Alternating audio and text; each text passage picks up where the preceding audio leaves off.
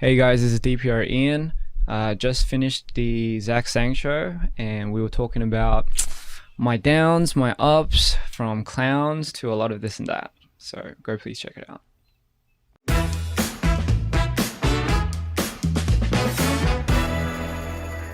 Hello, beautiful human. My name is Zach. That is Dan, and we welcome to the studio, DPR Ian. Hey. Is Thank that you so much. pronounced correctly? Yes, that is correct. DPR Ian. Yeah. Talking to that bad boy. Eat that microphone for me. Sorry. Yeah, Make it a DPR little Ian. more Yeah, that's right. I want you to be comfortable, but you are a very soft-spoken person. Yes, I am. It's a lot of the it's a lot of people misconcept that. They think I'm very like loud, I guess at first glance, image-wise. Why? Is it your tattoos? Maybe. Yeah, I believe so. Your tattoos are beautiful, by the way. Thank you so much. Every single one of them actually has a story to tell. Yeah. When did you start getting them? I think I started getting them about 7 years ago. Wow. It was just the first one I just got out of because it was just pure. I was just rebelling against my company at that time because I used to be in the K-pop scene. Yes, C-Clown. Yes. Oh wow.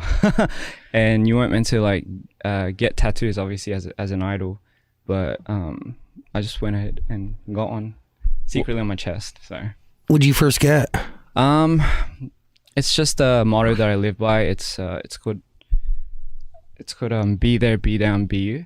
So it's just be there at the right place and always be down to do something, and then be yourself. What was your company's reaction to it? At first, honestly, I don't think they really cared. Okay. But then afterwards, when we would have to go up on stage and stuff like that, the costumes and stuff would have to be just catered to just completely covering it. So I think that's when they started like getting kind of pissed. Why was K-pop a path that you chose to go down? I don't know. I honestly came from a small town in Australia called Wollongong, and I was just brought up in a full like Caucasian neighborhood. So I had no like Asian contact or relationships. So I didn't really know too much about my own culture. So I think when I went to Korea, K-pop was like a huge culture shock to me. Do you get discovered for K-pop before you go to Korea?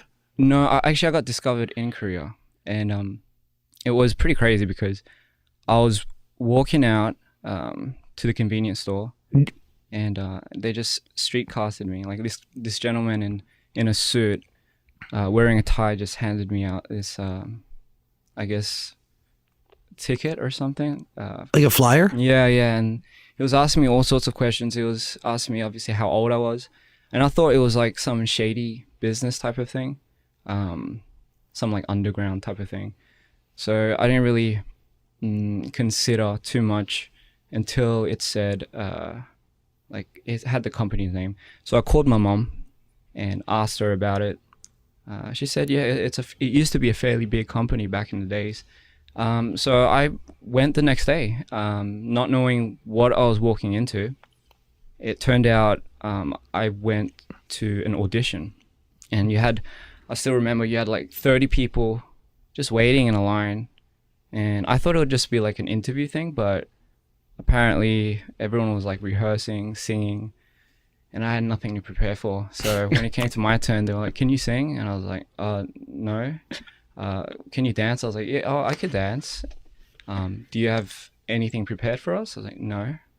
So they ended up just taking the guy that went before me, used his track, and after that it was like, man, it was just so embarrassing because I was b-boying freestyle to a song that was just it was a comical song. It was like I don't know how to explain it, but it was just like it was by Psy, the Gangnam Style guy. So it was his song, but it was like a very interesting retro-y like beat. Nothing you would imagine b-boying to. So I think they thought that was funny. And they just kept me like going through the whole song, and at that point I was just like, oh man, I'm completely like screwed. Like, I'm fucked. And then I went home, and on the bus ride they called me back and they're like, come back in tomorrow. And that's kind of how it really started. Wow. Yeah, it's But- crazy. Did you go to Korea with the intention? Not at all. Like, did you have any desire to be in entertainment or make music before even going? Well, because I'm such a spontaneous person. I'm such a in the moment guy that whatever I guess piques my interest, I just delve right into it. And at that time, I was into like b-boying, dancing, and honestly, Korea at that time was absolutely blooming, with winning like championships. I'm not sure if you remember, but they were just dominating that world. So I just figured, I'm passionate about this. I want to do something with my life. I feel like Australia is not really the best place to be ambitious. It's such a peaceful and comfortable country that you become complacent with a lot of things. So, convinced my mum, and I guess after uni, first year of uni, I flew to Korea in the hopes of, I don't know what, honestly, I have no idea why. I was so ballsy, so I just went, no plan. And I just figured it would work out. And man, like the first year was just hell for me. Like, I remember just getting there. I didn't know how to speak Korean. And I just went door to door, like just random people's doors, and asking them if they wanted to dance with me. What? Yeah. Did you film it? No. Well, I think I'm confused. That's very creepy. It is. If you think about it now, it's pretty creepy. I guess that's how desperate I was, and that's how. Were you looking for friends, or what were you looking for? Friends too, but I think ultimately, I wanted to start a movement of some sort, and I didn't know what it was, but that was just my initial goal at the time, and I just. Oh God, I'm just like remembering it back now. It's so embarrassing. I can't believe I did that, but I did that. I went to door, asked people if I could dance, if they wanted to dance, or if they knew how to dance. And if they didn't, I was like, I can teach them. And it was just a matter of convincing these people at the door, and they were just so confused with my broken Korean. So you can just imagine. My God, it was just insane. Yeah, but why? Well, I don't understand. Why would you do this? I don't know. I think it was. What'd you gain out of it? I think I was just hoping to gain just some type of, I don't know, like some type of connection with people to start some type of revolutionary movement. It sounds like a cult at this point, I know, but like, no, honestly, I just thought it would work out like that. But Did it? Well, coincidentally, the people that I did manage end up like hooking up with were at the time, YouTube was just hitting off. So I had a lot of stuff on YouTube, and a lot of people watched my stuff for tutorials and stuff like that. And I guess one of the guys that messaged me, who is now like DPR Live, we kind of met on there, and he, I was like looking at his dance videos, and I just thought, maybe this guy could be it. And I just messaged him, and I gave him my number. We should meet the next day. And he was from Guam originally, but he came to Korea the same time I did. So, and then, it just kind of started growing from there. Like one thing led to another. And so how soon into you being living in Korea do you get recognized and scouted for K-pop? For me personally, it took about a year, I believe. It was just very random. And nor did I ever think I was going to do K-pop. Reason being, I just didn't know too much about it. And I come from a hardcore metal background. So I used to just, for me, like my go-to peace Zen music is just a lot of like hardcore metal, grind metal. I was in a band before, so it was just, my world was just completely of that sort, and then I guess when I came to Korea, it was just a cultural shock for me. I've never seen anything like that. I kind of thought maybe doing this just completely honestly, it would grow me an audience for later being able to use that audience to continue on with this idea of a movement that I had. And it has, right? Yeah, apparently so. And but Jesus, man, the type of stuff that I had to go through in that period of time was just absolutely hell. I had no idea, so I kind of walked into the lion's den at that point, and oh god, it was just a crazy experience. Like it not only is it me trying to adapt to the culture of Korea, but just initially like being a product, I didn't actually think they would take that literally, you know. So But they do. They do. I mean, you hear about it all the time. Like you hear a lot of cases of people coming out and, you know, just falling into depression, and they have all types of disorders. I mean, they'll do that to you for sure. I feel like nowadays it's gotten way better. Like it's kind of got filtered through with all the old heads. Yeah, it's very different. Very different. Like the cream has really risen to the top. Absolutely. Yeah. It's more consolidated in terms of what companies matter. Right. And are shaping culture in a substantial way. Absolutely. And you know? the bigger the stars get, the more control, like the pendulum of control will swing in their direction. Absolutely. It would have to. 100%. But to be honest, like, you were a kid who's going to a convenience store that was literally some guy in a suit handed you a flyer. You have zero leverage. No, I don't give a fuck if you have the best voice that side of the globe. Yeah, you have zero fucking leverage. That is true. Street casting is one of the... I think they still do it time to time. I mean, by the way, almost majority of the K-pop stars who have sat on our couch where you're sitting today were scouted at malls, in Toronto, in Sydney, in LA, like literally everywhere, all over the globe. Yes, it is a thing. Yeah, I mean, don't they do that here too? Like they kind of cast you like. They used to have kiosks at the mall. Right. You go to the mall. Interesting. And some woman would come up to you and or your parent that was with you and be like, have you ever thought about modeling for your child? Your child has potential. Your child's really pretty. Right. Imagine your kid on the side of a billboard. Right. But like it's not the same. Yeah. Because the truth is, like, when you get scouted for K-pop, you actually get put into a program. That is true. And that correct. program could funnel a bunch of different projects. Oh yeah, absolutely. I think it was also the notion that a lot of the kids, you know, they kind of fed this dream, and especially when you're like that young, obviously very naive. So I mean, I kind of signed my life away at that point, just thinking it would just somewhat offer me an opportunity. The crazy thing about the scene in K-pop is, you know, we know of the big labels, like the bigger labels where, you know, you have now BTS, like JYP and all that.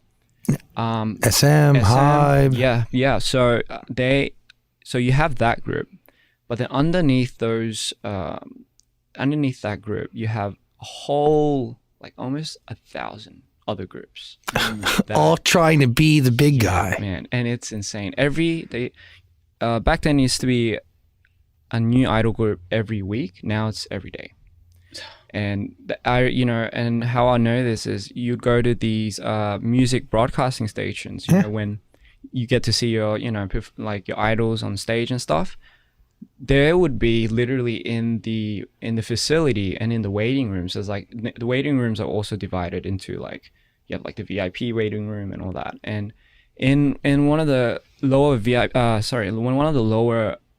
waiting rooms, like they have just about like 50 groups that don't even get on to the stage, and they just arrive in the hopes of convincing the PD to like let them on just today, and then a lot of them would just go back. Like that's everything set up.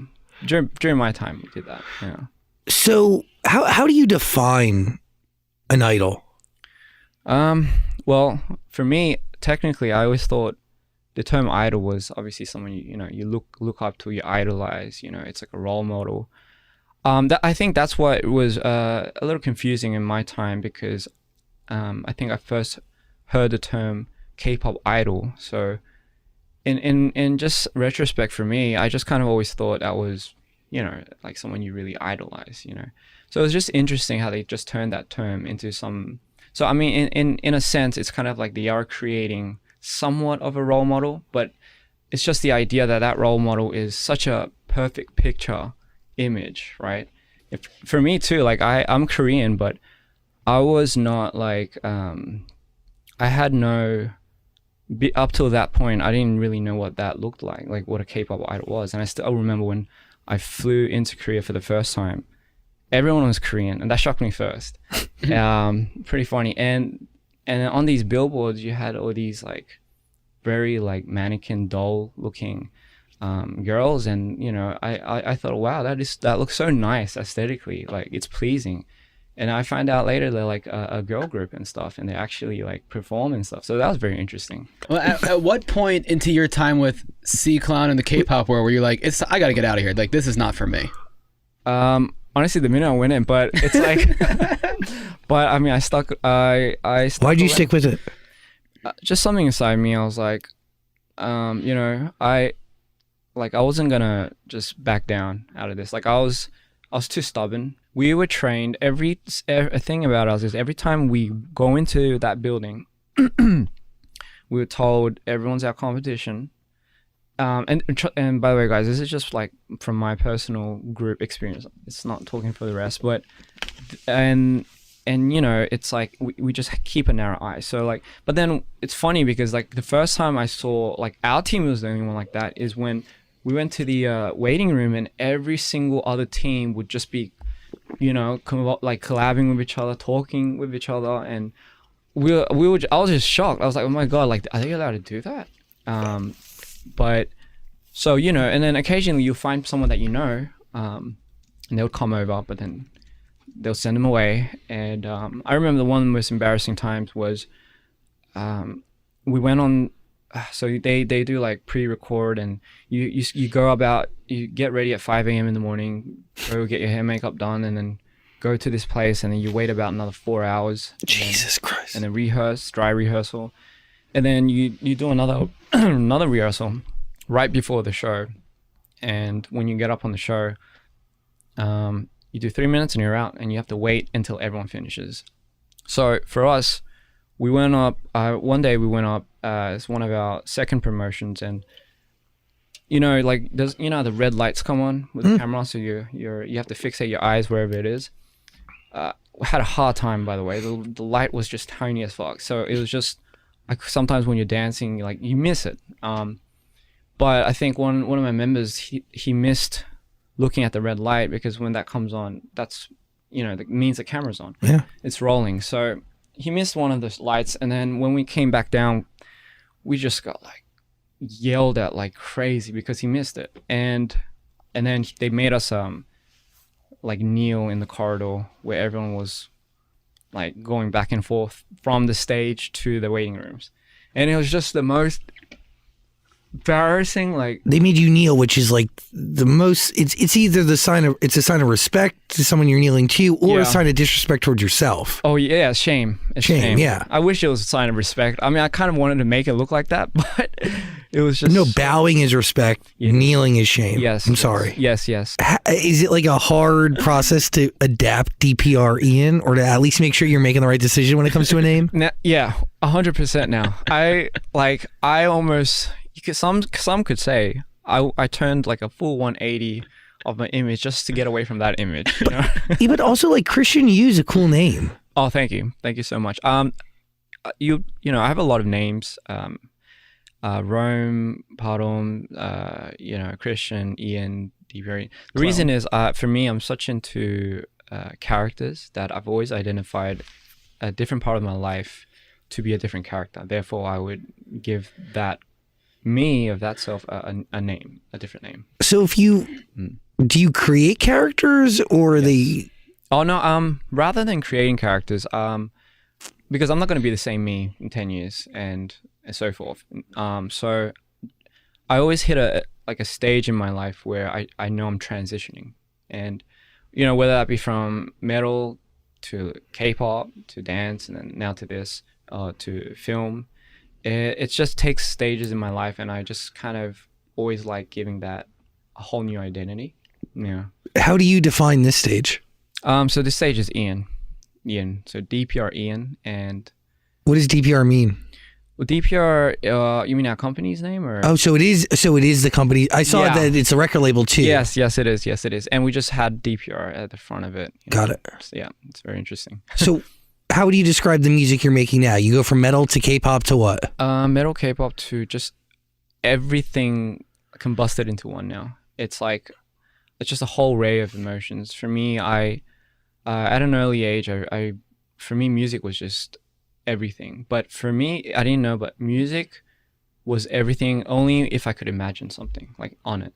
So I'm a huge imaginer. Like I love to imagine. Like if I'm not doing anything, I'm just imagining, not doing anything else. So when you say music was a big part of that, was it making music or listening to music? Listening to music in the early stages. I remember elementary school, just go to the CD stores and you could preview listening to them. I just based it on the album cover. I didn't know what.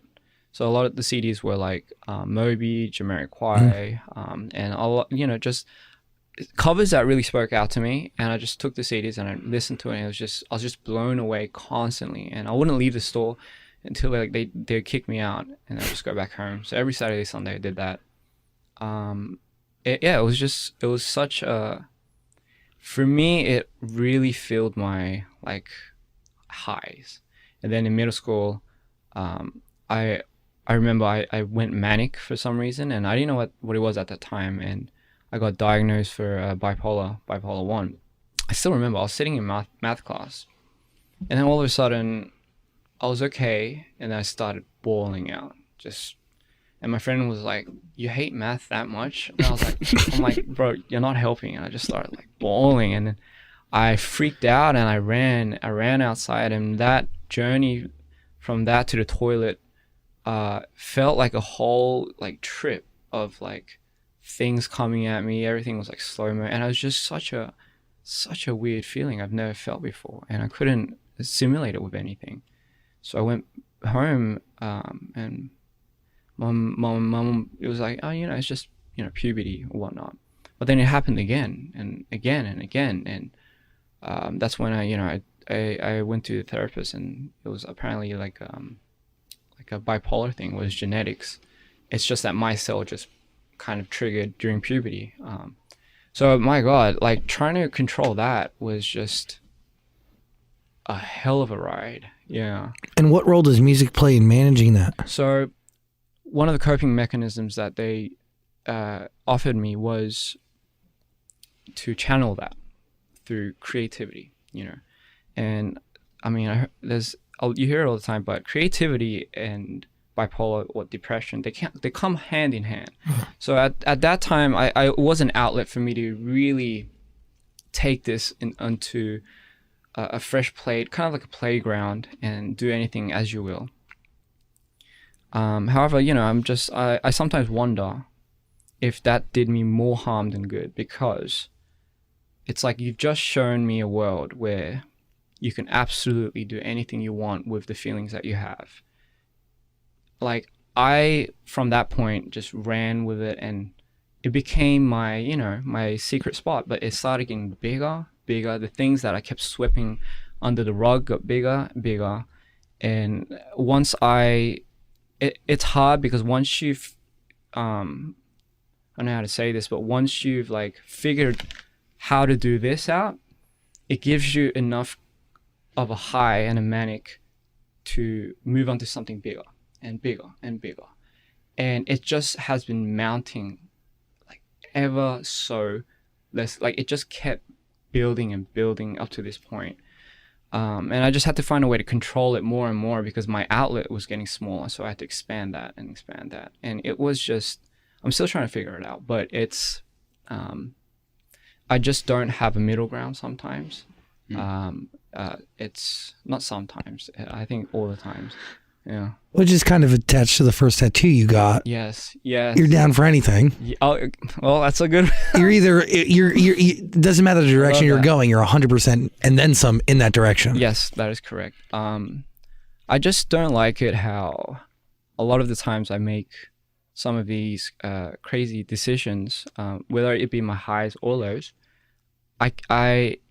There's a huge differentiation with your highs and your lows. That for example, if I started doing a project in my highs and I started dipping, I can't go back to that unless I'm back up.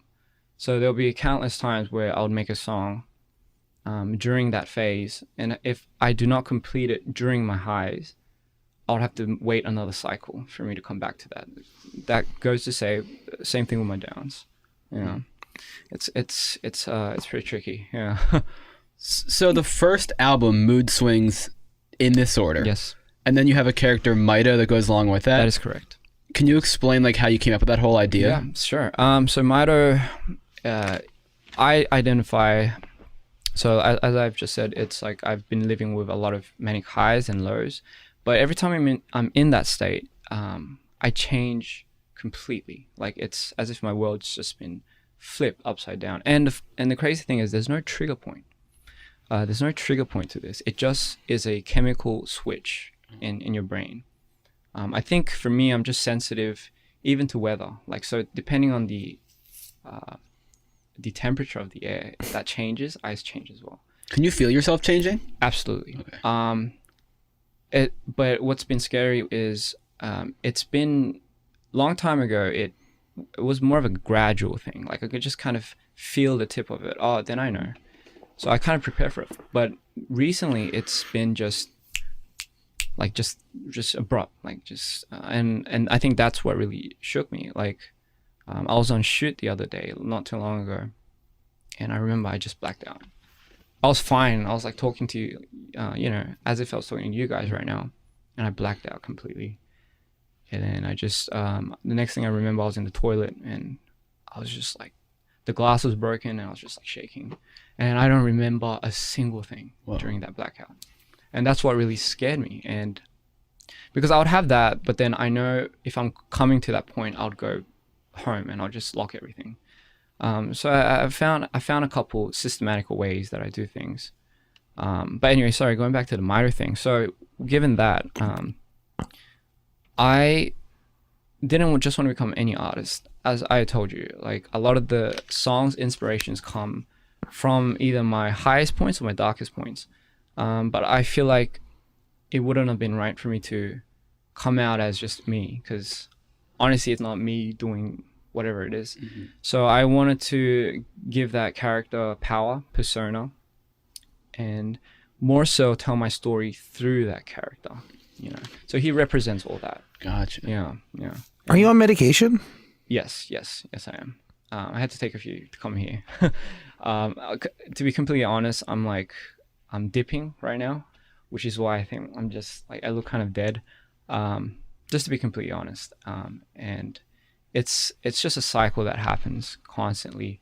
Actually, I've never been on this radio talk show in this state, but it's definitely something that I'm still trying to figure out. I'm still, it's the creative outlet source. The things that I do, it's definitely, oh my God, it is so destructive. Like almost to the point where I know it's destructive, but I chase chaos in such a way where it's like it just entails me now, and I don't further ensue chaos to anybody else, which is why I think I'm so cautious and adamant to know willingly how this energy is really being portrayed or I guess influenced, because again, it's such a heavy topic, especially this next album, that if I'm not like too careful with it, I know it might send off the wrong energy, and I wouldn't like to do that, Yeah. So, by the way, you're talking about mood swings. Yes. Which is definitely very much tied to the conversation we're having now. Very interesting, yeah. Does making music help manage any of this? It's a good question. I don't think it helps me release, if that's a good way to say it. I don't think in the long run it doesn't help it though. I think it feeds in more into this dark pattern that I have, because again, it comes from the idea that for me to now use this as a reliant source of every time I go into these swings, it's almost like I'm abusing it. Because I know once I'm in here or once I'm down there. In the beginning, I only knew how to use this when I was high, but as I got older, I started channeling that when I was in my lows, and I think that's when it got dangerous, because I kind of started fucking around, and it just The stuff that came out from here though was so much more impactful. It was, you know, that's where So Beautiful came out of, and my song Nerves, and it was just so much more beautiful. Evidently just because everyone was more gravitated towards that. And I think that's when I started getting a lot more curious about venturing off into that that manic side, and really just kind of juicing that out. And I think recently, during this second album, that's kind of when I feel like at a certain point I felt like I stepped over the line, because I started meddling with, I guess I know it's something dark, so it's dark energy, but I started really meddling with that, and it just really zapped the life force out of me. Making music while in a manic state? Yes, in a low manic state, but just completely abusing that. It's not just purely for this, you know, purely for music, or purely for this story that I'm creating. And but is it a story ripped from your reality, or is it I would like to imagination? It's definitely a lot personal, but I've configured it in a way where it's relatively a fantasy. You know, it's a very interesting story. This time I'm not releasing a music video. I'm releasing a short film, so it's gonna be very interesting. Very cool. Yeah, I mean, I can't wait for you guys to watch it. By the way, Mood Swings is the album. It is out now. Yes. Link in the description below. Also, we'll be playing records from it right here on AMP. Question. So Mood Swings in this order was the first one, and this the follow-up Mood Swings into order. Yes. Okay. Little trick there, in, you know, into. Yeah, I don't know what the third one's going to be, so if you have any ideas. Wait, so it's not called Mood Swings? No, it is, but the first album was Mood Swings in this order. Got the second it. album is Mood Swings into order. Mm-hmm. Ah. It's like the acronyms for Mito. It's a very interesting name, I think. I kind of gravitated towards it. Yeah. Is Mito you? In a sense, absolutely. Yeah, because he's me in my manic state. I don't think he's me when I'm like on medication. It kind of dumbs it down. Do you acknowledge that you are someone different when you are in a manic state? Absolutely. Because the reason being is it's kind of like this. It's kind of like I can't recollect the thought process or the thought train that I had when I was in that state. And it's almost scary to the point for me where I just can't imagine myself doing something like that. Hence the blackouts. And I think it's very interesting because you know, my face, I don't know how weird this might sound, but again, like a lot, you know, your mental really plays key into also your physical state. So when I'm in that state, my eyes sink in, and just physically everything goes in, and it's just kind of weird that always happens. Yeah. Mito too. Can I call it Mito too? Yeah, absolutely. Were a lot of these songs recorded when you were on medication or in a manic state, or is it kind of both?